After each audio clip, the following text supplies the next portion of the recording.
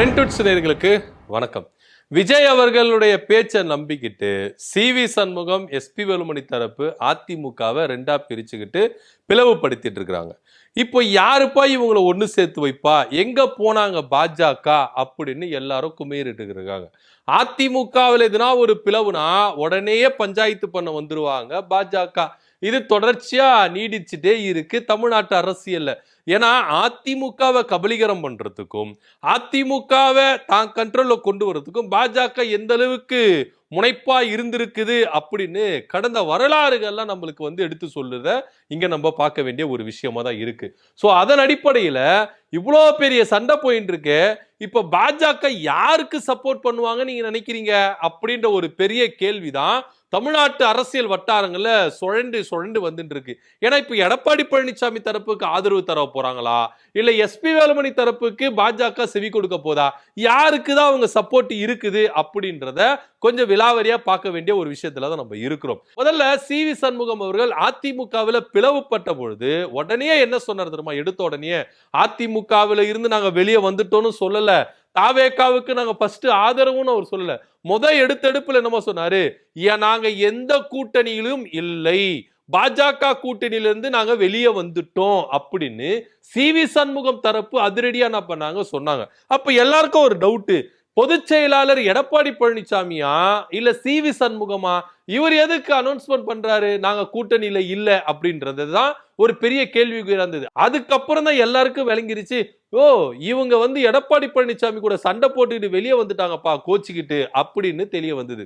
So இப்போ இவங்க விஷயம் என்ன சொல்றாங்கன்னா, நாங்க எந்த கூட்டணியில இல்ல, பாஜக கூட நாங்க ஒட்டுலயும் வரவணும் இல்ல, அதனால எங்களுடைய ஆதரவை நீங்க ஏத்துக்கோங்க விஜய், எங்களுக்கு பாத்தீங்கன்னா அமைச்சரவையில பதவி கொடுங்க விஜய் அப்படின்னு இவங்க ஒரு சைலண்டா ஒரு ரிக்வெஸ்ட் வச்சதை இங்க பாக்குறோம். சோ அதனால விஜய் அவர்கள் என்ன பண்ணார்னா இவங்களுடைய பேச்சுக்கு செவி கொடுத்துட்டு வந்தார். உதாரணத்துக்கு ஒவ்வொரு தலைவர்களையும் பார்த்துட்டு வந்தார் விஜய். தன்னுடைய பரம எதிரியாவே நினைச்சிட்டு இருந்த, அரசியல் எதிரியாவே நினைச்சிட்டு இருந்த திமுக தலைவர் மு.க. ஸ்டாலின் அவர்களை கூட போய் சந்தித்துட்டு வந்தாரு விஜய் அவர்கள். அதுக்கப்புறம் திருமாவளவனை சந்திச்சாரு, வைகோ அவர்களை சந்திச்சாரு, எல்லா தலைவர்களையும் சந்திச்சாரு.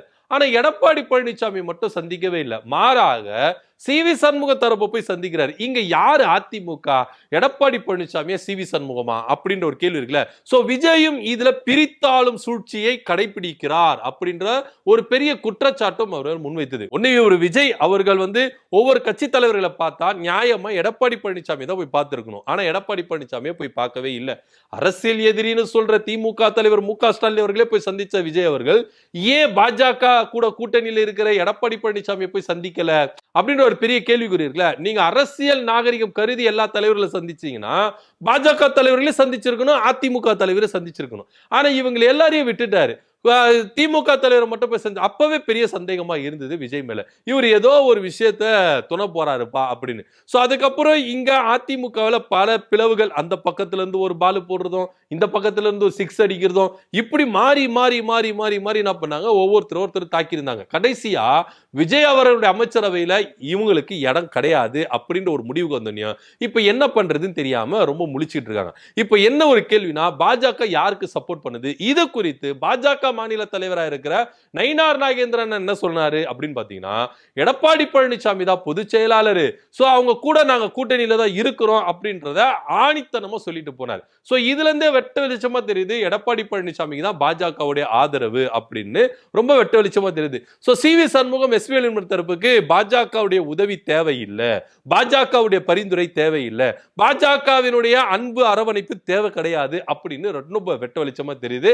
சோ இததான் சி.வி. சண்முகம் என்ன பண்ணாரு, எதிர்த்தாரு. எங்களுக்கு தேவையில்லைங்க, பாஜக எங்களுக்கு உதவி செய்ய தேவையில்லை, பாஜக எங்களுக்கு எதுவுமே பண்ண தேவை கிடையாது அப்படி இப்படின்னு சொல்லி என்ன பண்ணாங்கன்னா சி.வி. சண்முகம் தொடர்ந்து என்ன பண்ணாரு, பேச்சுக்களை சொல்லியிருந்தாரு. இப்போ அதிமுக கூட்டணியில இருக்குதா இல்லையா அப்படின்னா, அதிமுக தேசிய ஜனநாயக கூட்டணியில இருக்கிறாங்க, அதுல எந்தவித மாற்று கருத்தும் இல்ல.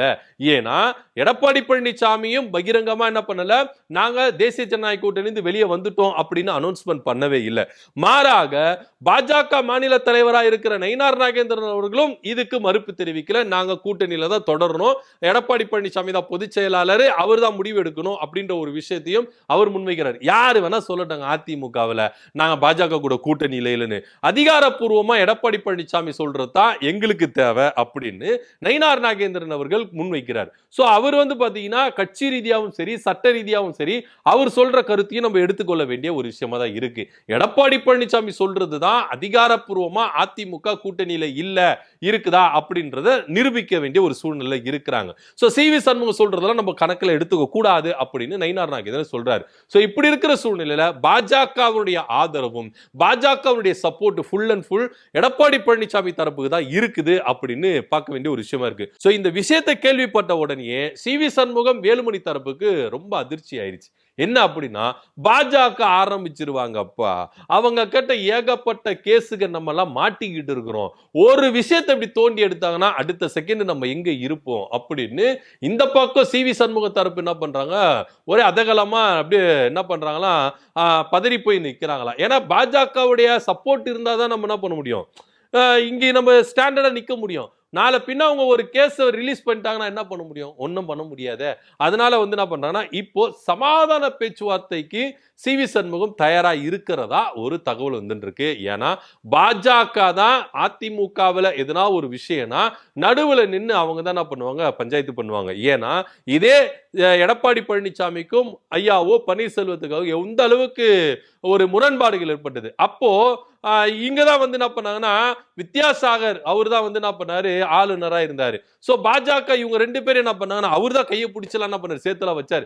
ஆளுநருக்கு அது வேலையே கிடையாதுன்னு வச்சுக்கோங்களேன். ஆனா இருந்தாலும் சேர்த்தாரு. ஏன்னா பாஜக பின்புலம் அப்படின்ற ஒரு விஷயம் இருக்குல்ல. சோ பாஜக இங்க என்ன பண்ணாங்கன்னா அதிமுகவில் எதிராக ஒரு பிளவுகள் ஏற்பட்டாங்கன்னா நிறைய என்ன பண்ணுவாங்க, ஃபேவர். எடப்பாடி பழனிசாமிக்கு பயங்கரமா ஃபேவர் பண்ணியிருக்காங்க. இரட்டை இலை சின்ன வழக்கா இருக்கட்டும், அதே போல கட்சி வழக்கா இருக்கட்டும், எல்லாத்துலயும் எடப்பாடி பழனிசாமிக்கு தான் பாஜக ஃபுல் சப்போர்ட் பண்ணிருக்கு. இப்பவும் என்ன பண்றாங்கன்னா ஃபுல் சப்போர்ட் பாஜகவுடைய சப்போர்ட் யாருக்கு இருக்குன்னா எடப்பாடி பழனிசாமிக்கு தான் இருக்குது அப்படின்றத இங்க பார்க்க வேண்டிய ஒரு விஷயமா இருக்குது. So C V. சண்முகம் என்னன்னா சொல்லிட்டு போயிட்டோம், எதனா பண்ணிட்டு போயிட்டோம், எங்களுடைய சப்போர்ட் ஃபுல்லா எடப்பாடி பழனிசாமிக்கே அப்படின்னு பாஜக ரொம்ப தெளிவா இருக்கிறாங்க. இதை பத்தியோட கருத்து அப்படி கீழே கமெண்ட் பண்ணுங்க. நன்றி, வணக்கம்.